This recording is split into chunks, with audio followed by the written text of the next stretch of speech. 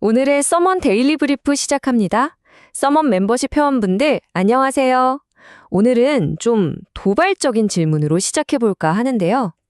110세 넘게 사는 사람들의 비밀하고 우리 비즈니스의 성공 비결이 과연 무슨 상관이 있을까요?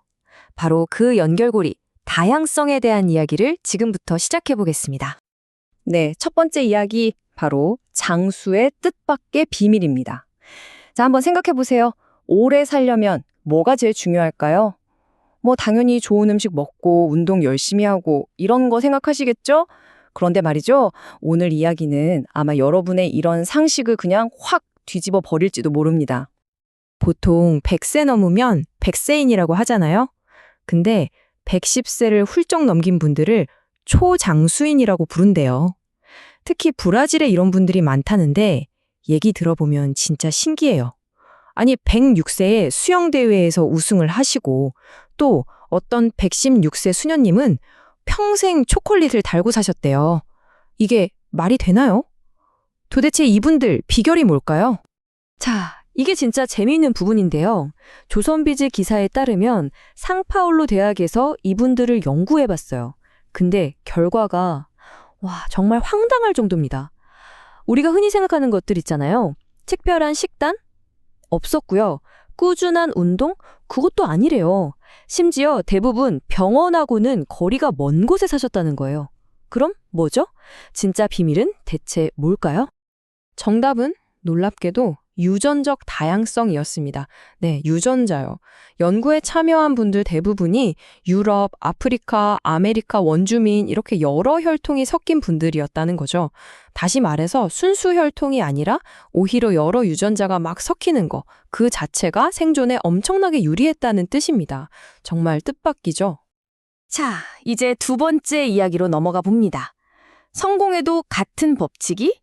바로 이 지점에서 오늘 이야기가 확 재밌어집니다. 방금 우리가 본 게 뭐였죠? 생물학적으로 오래 살려면 유전자가 다양해야 한다. 그쵸? 그럼 혹시 우리의 성공, 그러니까 커리어나 비즈니스도 똑같지 않을까요? 바로 이 다양성의 법칙 말입니다. 바로 이 질문이 오늘 이야기의 핵심입니다. 한번 생각해 보세요. 여러 유전자가 섞여서 질병에 강한 몸이 되는 것처럼 우리도 서로 다른 생각, 다른 경험을 가진 사람들이랑 섞이면 어떨까요?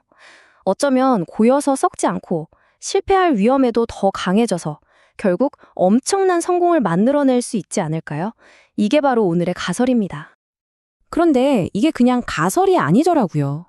책 연결의 법칙을 보면요. 이게 거의 사실이라고 말합니다.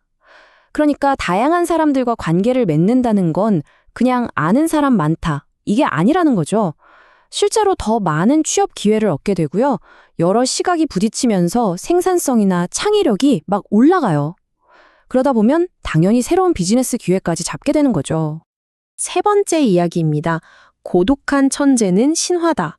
네, 이 말은 우리가 여기서 꼭 기억해야 할 핵심인데요. 우리는 흔히 성공한 사람들을 보면 저 사람은 진짜 혼자 다 해낸 천재야 라고 생각하잖아요. 근데 그게 사실은 신화, 그러니까 만들어진 이야기에 가깝다는 겁니다. 이 슬라이드에 있는 말을 한번 보세요. 딘 사이먼턴이라는 사람이 한 말인데 이분 무려 2,000명이 넘는 과학자란 발명가들을 연구했어요. 그러고 나서 내린 결론이 뭐냐? 고독한 천재는 신화다. 아무리 잘난 천재라고 해도 그 사람이 이룬 건 결국 그 사람이 속한 사회, 그리고 주변 사람들과의 관계 속에서 나온 결과물이라는 거죠. 혼자서는 절대 불가능했다는 뜻입니다. 책 연결의 법칙을 보면 정말 딱 맞는 예시가 나와요. 바로 아이작 뉴턴입니다. 우리 머릿속의 뉴턴은 어떤 이미지죠? 혼자 사과나무 밑에서 고민하던 고독한 천재잖아요. 근데 현실은 달랐어요. 그 옆에는요, 라이프니츠 같은 치열한 경쟁자도 있었고, 존 로크 같은 철학적 동반자도 있었고, 또 헨리처럼 출판을 도와준 든든한 후원자도 있었습니다. 거대한 네트워크가 있었던 거죠. 이게 그냥 옛날 이야기가 아니라는 걸 보여주는 데이터가 있습니다. 이것도 연결의 법칙에 나오는 내용인데요. 브로드웨이 뮤지컬 팀들을 분석해봤더니 결과가 너무 명확해요. 늘 하던 사람들끼리만 모여서 만든 소위 고인물 팀은요, 성공률이 낮았어요. 작품이 진부해지니까요.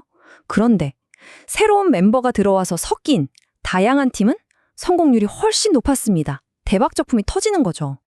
그 대표적인 예가 바로 전설적인 뮤지컬 웨스트 사이드 스토리입니다. 이 작품을 만든 사람들이요, 다들 자기 분야에서는 베테랑이었지만 서로 같이 일해본 적은 한 번도 없던 사람들이었어요. 작곡가, 연출가, 안무가 이런 서로 다른 전문가들의 세계관이 처음으로 만나 부딪히니까 역사에 남을 명작이 탄생한 겁니다. 자, 이제 마지막 이야기입니다. 모든 비즈니스는 공공재다. 지금까지 우리가 본 이 다양성의 힘을 이제 리더십과 경영 철학의 차원으로 한번 쭉 끌어올려 보겠습니다. 여기서 정말 중요한 개념이 하나 나옵니다. 바로 공적인 마인드라는 건데요. 마츠시타 코노스케의 책 사업은 사람의 전부다에 나오는 말입니다. 이게 무슨 뜻이냐면요. 내 사업이 그냥 내 돈 벌려고 하는 게 아니라 사람들의 삶을 더 낫게 만들고 사회에 기여하기 위해 존재하는 일종의 공공재라고 생각하는 거예요. 자, 리더가 이런 마음을 가지면 어떻게 될까요? 내 말에 네 하는 사람만 찾을까요? 아니죠. 오히려 반대하는 의견을 더 열심히 찾아다니게 됩니다. 왜? 내 성공이 목표가 아니라 더 좋은 사회를 만드는 게 목표니까요. 바로 이 문장이 그 공적인 마인드의 핵심을 보여줍니다. 사업은 나를 위해 존재하지 않는다. 사회를 발전시키기 위해 존재한다. 어떠세요? 이렇게 내 개인적인 이익을 넘어서는 더 큰 목적을 가질 때 비로소 우리는 다양한 사람들의 마음을 얻고 그들의 재능과 협력을 진짜로 이끌어낼 수 있는 거 아닐까요? 그리고 이건 그냥 그럴듯하게 포장된 좋은 말이 아닙니다. 마이크 비앙코가 말했듯이 진짜 그 사람의 직업윤리는 가장 힘들고 압박이 심할 때 드러나거든요. 이 공적인 마인드가 바로 그럴 때 힘이 되어 주는 거죠. 내 개인적인 감정이나 이익을 넘어서 공적인 목표를 위해 다양한 사람들과 함께 옳은 결정을 내리게 만드는 근본적인 힘이 되는 겁니다. 인생은 어떤 면에서 보면 자기 생각이나 에고에 갇히지 않고 더 크고 다양한 세상을 향해 모험하고 열행하는 과정일 수 있는데요. 비즈니스나 코리어 역시 마찬가지일 수 있습니다.